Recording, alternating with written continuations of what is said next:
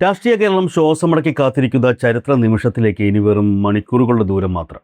കൃത്യമായ ഉത്തരങ്ങൾ അല്ലെങ്കിൽ കൂടി എക്സിറ്റ് പോളുകളുടെ ഫലങ്ങളെയും എവരും കാത്തിരിക്കുന്നുണ്ട്. മെയ് 4-ന് 2026 കേരള നിയമസഭാ തിരഞ്ഞെടുപ്പ് ഫലം വോട്ടിംഗ് യന്ത്രങ്ങളിൽ നിന്നും പുറത്തു വരുമ്പോൾ അത് തിരുത്തി കുറിക്കാൻ പോകുന്നത് ഇന്ത്യയുടെ തന്നെ രാഷ്ട്രീയ ചരിത്രമായിരിക്കും. ഒരു വശത്ത് കേരളത്തിൻ്റെ ചരിത്രത്തിൽ ഇന്നുവരെ കേൾവിയില്ലാത്ത, ആർക്കും അപ്രാപ്യമെന്ന് കരുതിയിരുന്ന തുടർച്ചയായ മൂന്നാം തുടർഭരണമെന്ന വലിയ ലക്ഷ്യത്തിലേക്ക് LDF നടന്നെടുക്കുന്നു. മറുവശത്ത് ഇത്തവണയെങ്കിലും ഭരണത്തിലേറാൻ കഴിഞ്ഞില്ലെങ്കിൽ മുന്നണി സംവിധാനം തന്നെ അപ്രസക്തമായി പോകുമെന്ന വലിയ ഭയത്തിൽ ജീവൻ മരണ പോരാട്ടം നടത്തുന്ന UDF. പ്രീപോൾ സർവേകളും എക്സിറ്റ് പോളുകളും ജനങ്ങളെ ആശയക്കുഴപ്പത്തിലാക്കുന്ന ഈ സങ്കീർണമായ രാഷ്ട്രീയ കാലാവസ്ഥയിലാണ് സസ്പെൻസുകൾ നിറഞ്ഞ ഒരു പൊളിറ്റിക്കൽ ത്രില്ലർ സിനിമയെ വെല്ലുന്ന രീതിയിൽ സമൂഹ മാധ്യമങ്ങളിൽ 2 പ്രവചനങ്ങൾ കത്തിപ്പടരുന്നത്. ഈ പ്രവചനങ്ങൾ വെറുമൊരു സോഷ്യൽ മീഡിയ തള്ളല്ല എന്നതാണ് ഇതിലെ ഏറ്റവും വലിയ പ്രത്യേകത. ആരാണ് ഈ പ്രവചനങ്ങൾ നടത്തിയത് എന്നതിലാണ് രാഷ്ട്രീയ കേരളത്തിൻ്റെ കണ്ണുടക്കുന്നത്. കഴിഞ്ഞ തവണ, അതായത് 2021 നിയമസഭാ തിരഞ്ഞെടുപ്പിൽ വമ്പൻ മാധ്യമങ്ങളുടെയും ഏജൻസികളുടെയും സർവേകളെ പോലും അമ്പരപ്പിച്ചുകൊണ്ട് 100% കൃത്യതയോടെ ഈ തിരഞ്ഞെടുപ്പ് ഫലം പ്രവചിച്ച 2 പേർ, CP റാഷിദും C സുരേഷും. അന്ന് തികഞ്ഞ കൃത്യതയോടെ ഒരേ ഫലം പ്രവചിച്ച ഇവർ 2026 കുറിച്ച് നടത്തുന്നത് നേർവിപരീതമായ 2 പ്രവചനങ്ങളാണ് എന്നതാണ് രാഷ്ട്രീയ നിരീക്ഷകരെ പോലും കുഴപ്പിക്കുന്നത്. ഇതിൽ ആരുടെ കണക്കുകളാകും ഇത്തവണ ശരിയാവുക? UDFൻ്റെ വലിയൊരു തിരിച്ചുവരവ് പ്രവചിക്കുന്ന റാഷിദോ, അതോ LDFൻ്റെ കരുത്തുറ്റ മൂന്നാം മൂഴം അടിവരയിട്ടുറപ്പിക്കുന്ന സുരേഷോ? ഇത് വെറുമൊരു കണക്കുകളിലെ കളിയല്ല, മറിച്ച് കേരളത്തിൻ്റെ താഴെത്തട്ടിലുള്ള ആർക്കും എളുപ്പം പിടികൊടുക്കാത്ത രാഷ്ട്രീയ അടിയൊഴുക്കുകളിലേക്കുള്ള കൃത്യമായ ചൂണ്ടുവിരലാണ്. ഈ 2 പ്രവചനങ്ങളെയും നമ്മൾ ഗൗരവത്തോടെ കാണണമെങ്കിൽ 2021 ഇവർ നടത്തിയ പ്രവചനങ്ങളുടെ ആഴവും കൃത്യതയും ആദ്യം മനസ്സിലാക്കേണ്ടതുണ്ട്. 2021 സ്വർണ്ണക്കടത്തുൾപ്പെടെയുള്ള വലിയ വിവാദങ്ങൾ കത്തി നിൽക്കുകയും കേരളം എങ്ങോട്ട് ചിന്തിക്കുന്നു എന്ന് പല പ്രമുഖരും സംശയിച്ചു നിൽക്കുകയും ചെയ്ത സമയത്താണ് റാഷിദ് CP തൻ്റെ പ്രവചനം നടത്തിയത്. LDFന് 96 മുതൽ 104 സീറ്റുകൾ വരെ ലഭിക്കുമെന്നും വോട്ടെണ്ണലിന് പിറ്റേന്നത്തെ പത്രങ്ങളിൽ ക്യാപ്റ്റന് സെഞ്ചുറി എന്നാകും പ്രധാന തലക്കെട്ടെന്നും പോളിംഗ് കഴിഞ്ഞയുടനെ റാഷിദ് ഉറപ്പിച്ചു പറഞ്ഞു. ഫലം വന്നപ്പോൾ LDF നേടിയത് കൃത്യം 99 സീറ്റുകൾ. മറുവശത്ത് C സുരേഷിൻ്റെ പ്രവചനം ഇതിലും സൂക്ഷ്മവും ശാസ്ത്രീയവുമായിരുന്നു. LDF കൃത്യം 98 സീറ്റുകൾ നേടുമെന്നും UDF 41 ഒതുങ്ങുമെന്നും അന്ന് കേരളത്തിൽ മാധ്യമങ്ങളിൽ വലിയ കോളക്കം സൃഷ്ടിച്ച 2020 ഒരു സീറ്റ് പോലും കിട്ടില്ലെന്നും സുരേഷ് അക്കമിട്ട് നിരത്തി. വോട്ടെണ്ണി കഴിഞ്ഞപ്പോൾ ഫലം ഇങ്ങനെയായിരുന്നു: LDF 99, UDF 41, 2020 വട്ടപ്പൂജ്യം. സീറ്റുകളുടെ എണ്ണത്തിലും വോട്ടിംഗ് ശതമാനത്തിലുമുള്ള നേരിയ വ്യത്യാസങ്ങൾ പോലും എത്ര സൂക്ഷ്മമായാണ് ഇവർ 2 പേരും അന്ന് വായിച്ചെടുത്തത് എന്ന് ഈ കണക്കുകൾ വ്യക്തമാക്കുന്നു. അങ്ങനെ 2021 ഒരേ ദിശയിലേക്ക് ഒരേ കൃത്യതയോടെ വിരൽ ചൂണ്ടിയ ഈ 2 പ്രവാചകന്മാരും 2026 എത്തി നിൽക്കുമ്പോൾ 2 വ്യത്യസ്ത ധ്രുവങ്ങളിലാണ് നിൽക്കുന്നത്. റാഷിദ് CPയുടെ പ്രവചനം ഇതിനോടകം സമൂഹ മാധ്യമങ്ങളിൽ വലിയ തരംഗമായി മാറിക്കഴിഞ്ഞു.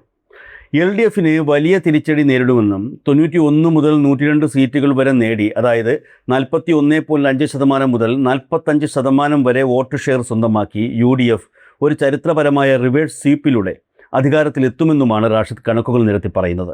2001 ശേഷം ഇടതുപക്ഷത്തേക്ക് ചായ്വ് കാണിച്ച ന്യൂനപക്ഷ വോട്ടുകളുടെ പൂർണ്ണമായ തിരിച്ചുപോക്കും ഭരണവിരുദ്ധ വികാരവും ഇതിന് കാരണമായി അദ്ദേഹം ചൂണ്ടിക്കാട്ടുന്നു. ഈ പോസ്റ്റ് കോൺഗ്രസ് ലീഗ് സൈബർ അണികൾ വലിയ ആവേശത്തോടെയാണ് ഏറ്റെടുത്തത്.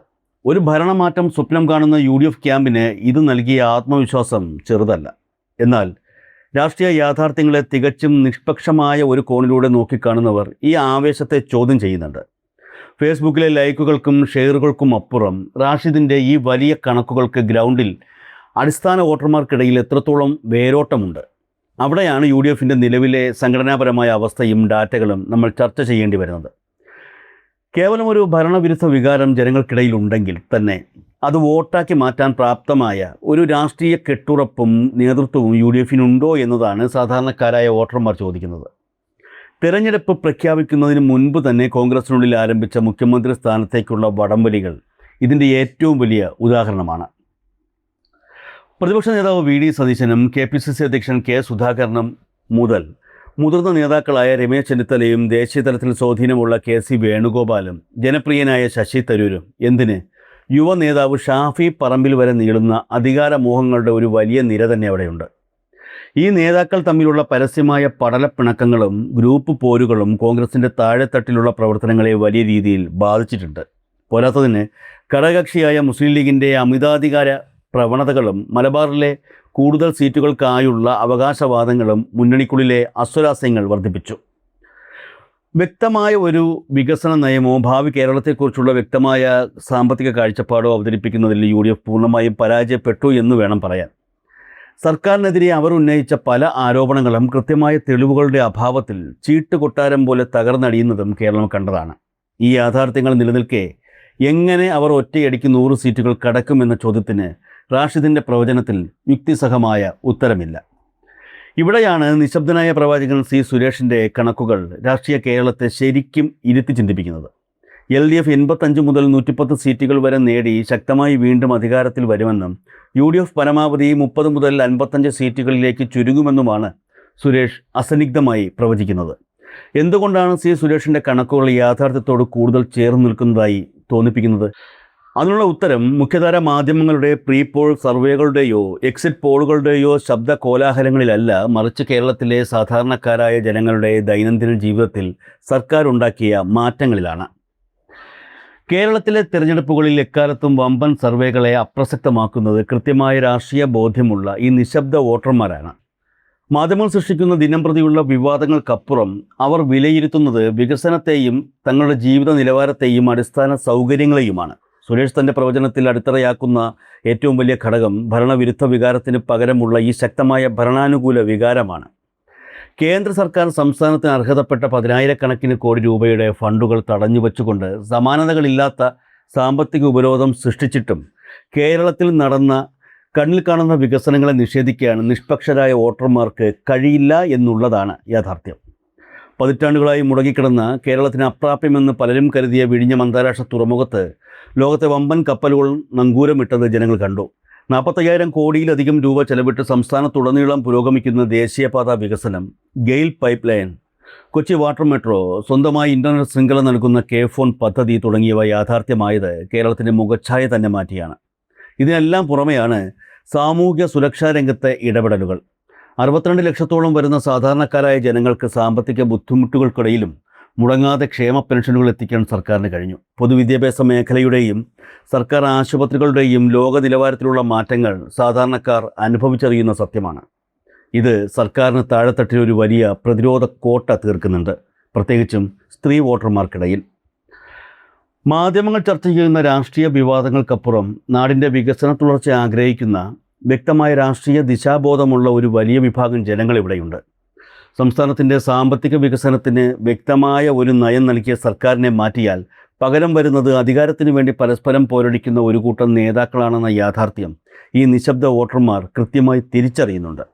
സൈബറിടങ്ങളിൽ കൃത്രിമമായി സൃഷ്ടിക്കപ്പെടുന്ന UDF അനുകൂല തരംഗങ്ങളെ വകഞ്ഞുമാറ്റി യഥാർത്ഥ വോട്ടർമാരുടെ ഈ പൾസാണ്, അവരുടെ വികസന രാഷ്ട്രീയമാണ് C. സുരേഷ് തൻ്റെ കണക്കുകളിലൂടെ വളരെ കൃത്യമായി പിടിച്ചെടുത്തിരിക്കുന്നത്.